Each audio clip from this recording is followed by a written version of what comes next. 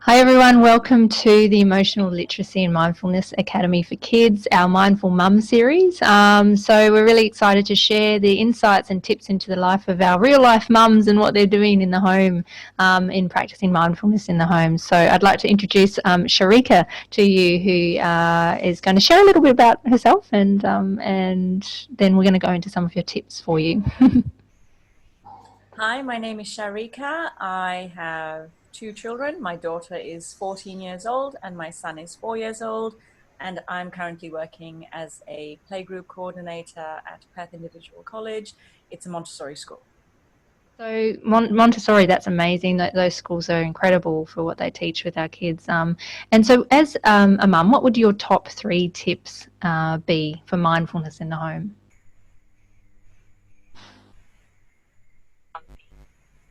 My top 3 tips have always been, first, to check myself to see where I am, not only first thing in the morning, it's constantly throughout the day, and then be honest with myself and my children and my husband. So if my son wants to do something and I know that I'm stressed, I'm tired, I just can't manage it, then I will be honest with him and say, darling, I just can't manage it at the moment. We can do this tomorrow. And he does understand that. My daughter does understand that as well, because over time, if you're honest with yourself and honest with your loved ones, they learn to trust you. So at 4 years old, 3 years old, he can understand. Mum said no now, but she will tomorrow. We will do painting tomorrow, or we will do baking tomorrow. You have to follow through with what you've said. So if I said not now, but we will tomorrow, or the next day, follow through with it. And if you follow through with it, then your children learn to trust you. And it Beautiful. just has a very smooth flow to the home. If I'm not managing, that's fine. Everyone understands. And I think that's the thing, isn't it? Giving them the spectrum of the emotional rainbow of knowing that sometimes, if things are challenging, then sometimes we still get through the other side. There's still not like the end of the world. Not the end of the world, and it's showing them that we all have emotions. We're not robotic. We can manage. And once you leave the house, you do have to put your face on.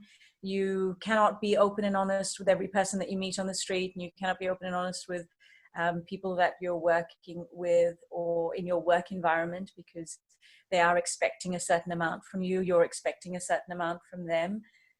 So people that you really can only truly be honest with is your loved ones, your partner, your children. Beautiful.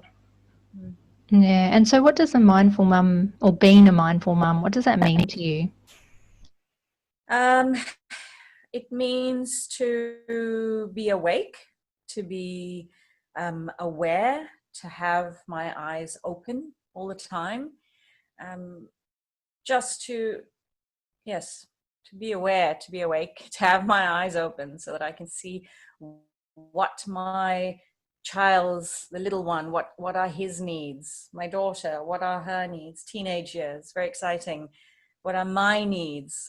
What are my husband's needs? And also doing my own research, do my own research on anything and everything. Yes, the water coming out of the tap is safe to drink, yes, but is it the best that I can provide for myself and my children and my husband at my current time? Is it the best that I can do?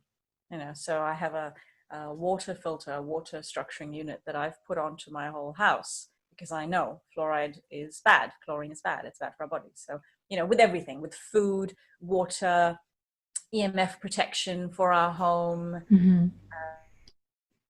Am I,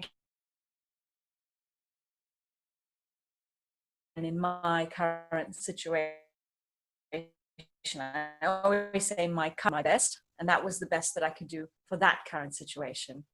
So 3 years on, this is the best that I can do for my current situation now. Yeah, beautiful. And so for I suppose it is always that questioning of everything and remaining open and aware. And I suppose by you being doing that, you're also inviting your children to think laterally and not necessarily take everything that they get taught or everything that they get given as the exact thing. It's what's true for them versus what's true for other people. Yeah, exactly.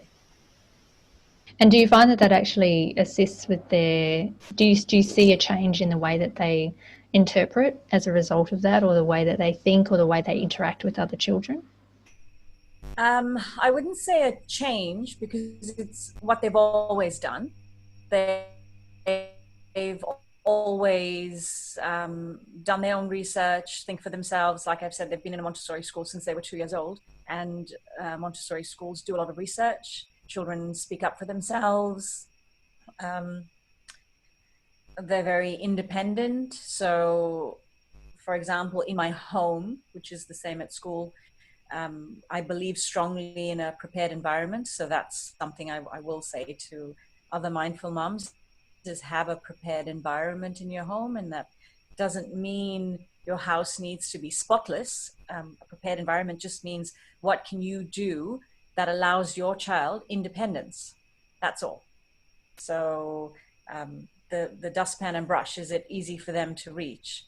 If they're doing chores and they're hanging up the washing, is the floor underneath it cleaned? So when the clothes fall off the drying rack onto the floor, I'm not getting angry because it's clean clothes and the floor's clean, so just pick it up.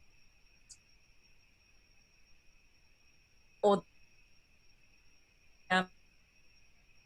dishcloths and cleaning cloth. Kitchen, that makes sense, but they don't live in my kitchen. They live in my dining room, because if my son bumps something over and spills it, he can walk by himself, go and get the cloth, come back and wipe it, and walk back and put it in the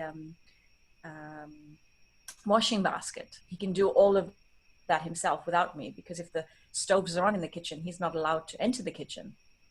So just, that's just, have a prepared environment where you're, as best you can, to the best of your ability, where your children can work independently by themselves. And if they build their confidence of working independently, then that builds their confidence in every area of their life. Researching for themselves, thinking for themselves, speaking up for themselves. If you allow your children independence from a young age, that really builds their confidence, and they will be braver to speak up. If someone's saying something that doesn't align with them, they can say, well, no, thank you, and this is why, but still being respectful. You don't have to have an argument about everything. Yeah, wonderful. It's such a beautiful perspective. And how do you manage? I think the big question for a lot of parents is being in the digital world and the device world. How do you, in the home, manage device management? Right. So my children will have complete freedom of, my daughter, if whatever she wants to do on her phone. If my son wants to watch TV, fine. You have complete freedom to do that. However, you have your chores that need to be done first. So offloading the dishwasher, choose chores that you do with your child from a very young age. And as they get older, they can do it more independently by themselves. So have you done your chores? Have you swept up? Have we either hung the washing up on the drying rack, taken it down? Is your clothes put away? Is your if all that's done, much time in the day, once they go to school and they come home and they've done their chores, then they have what, an hour or less to sit on a device or watch something on TV before it's dinner time. You know, we're making dinner, we're having dinner at the table, and then you go and shower, we have our stories in bed. So I don't really want to restrict technology. They need to work it out for themselves. On a day that there's a great big gossip story going on in the teenage world, my daughter will come home and fly through her tasks and get it done so that she can get on the goss, get that done. But other days she's going to take 25 minutes to sweep the floor. And chores are mindful activities. It's focusing 100% on that thing that you are doing, hanging up the washing. I need to focus on what I'm doing, sweeping the floor, emptying the dishwasher. These are very mindful activities. And if you're doing them at home, then you have an understanding of how to contribute to this family. So when you leave, you go to school, you have a full understanding of how to contribute to your classroom. And when you go to work, you have a full understanding of contributing in the workforce and contributing in society. Because I don't make dinner for myself, I make dinner for everybody. So the dishwasher needs to be emptied and the washing needs to be done.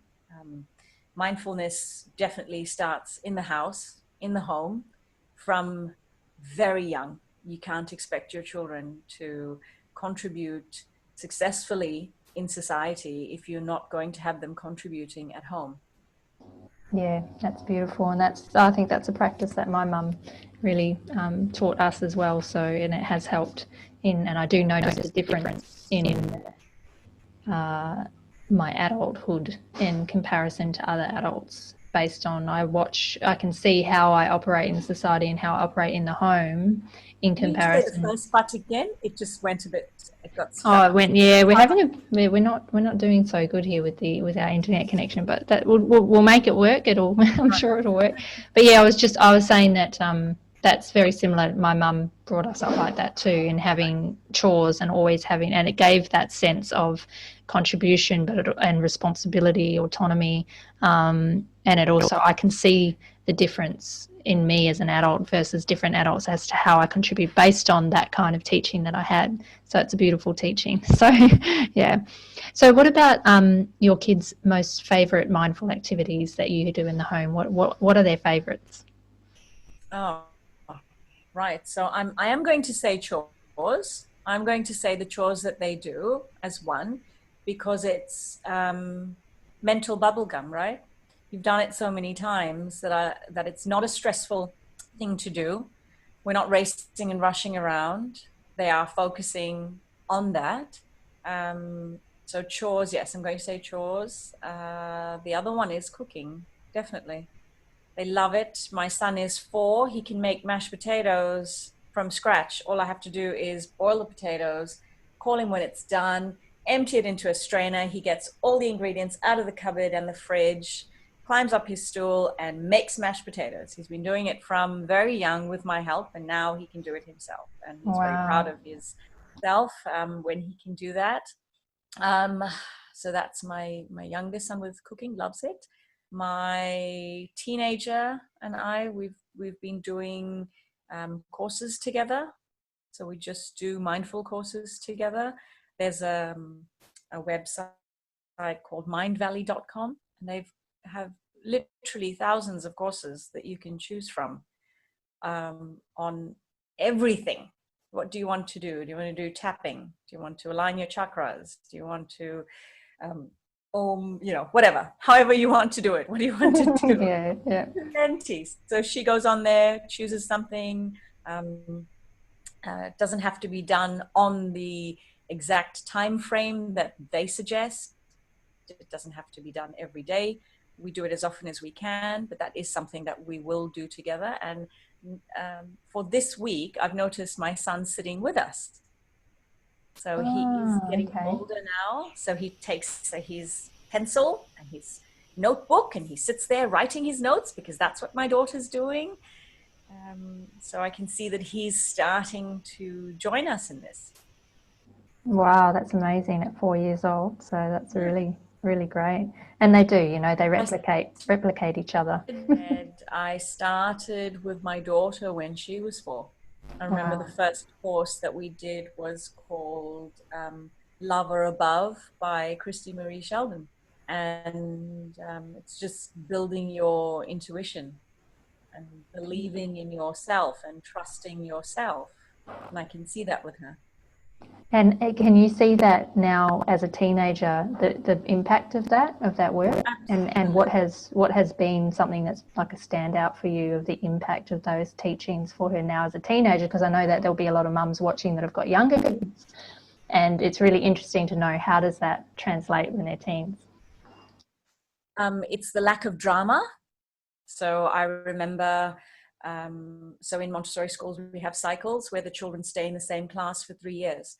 And when she left primary school at 12 and started in high school, they do this ceremony, and her teacher gave a speech on each of the children that was leaving. And it was wonderful. I was crying the entire time through.